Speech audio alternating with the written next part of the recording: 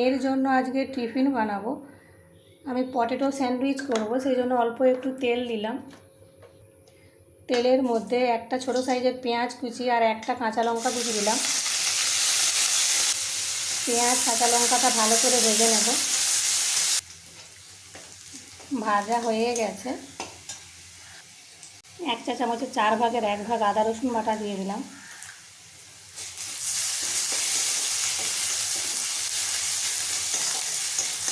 ভেজে নেব। ভাজা হয়ে গেছে। সেদ্ধ করে রাখা 2টো মিডিয়াম সাইজের আলু,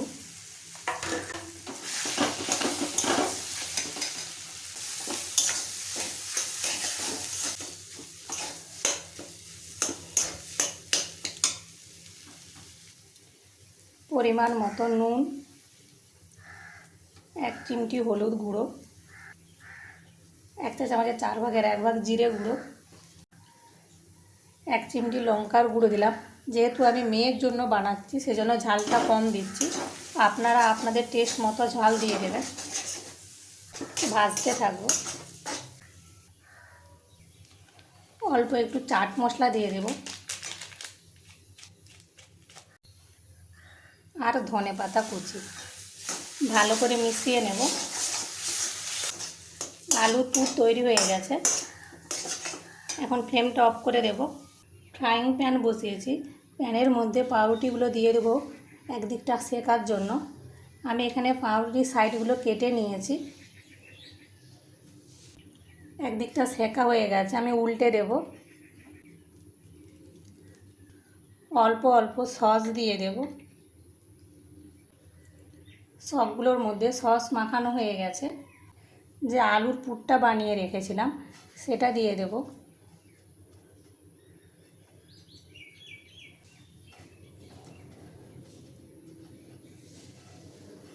একটার উপরে চাপিয়ে দেব।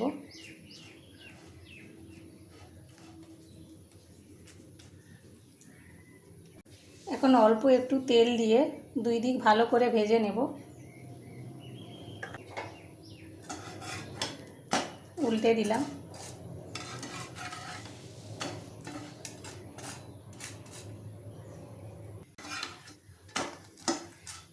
এইভাবে একবার বাচ্চাদের টিফিনে বানিয়ে দেবেন, দেখবেন বাচ্চারা খুবই পছন্দ করবে। আমার মেয়ে তো এটা খুবই পছন্দ করে। ভাজা হয়ে গেছে, তুলে নেব।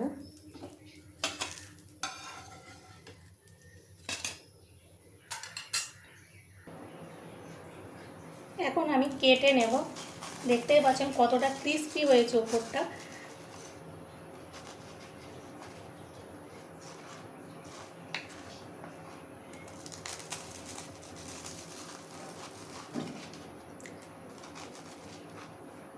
দেখুন,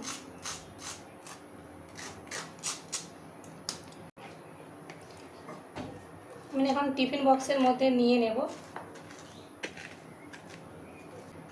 একটা আমি কলাও দিয়ে দেব।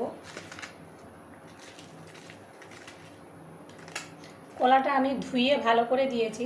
যদি ছাড়িয়ে দেওয়া হয় তাহলে কালো হয়ে যাবে। আর অল্প একটু সস দিয়ে দেব, টমেটো সস।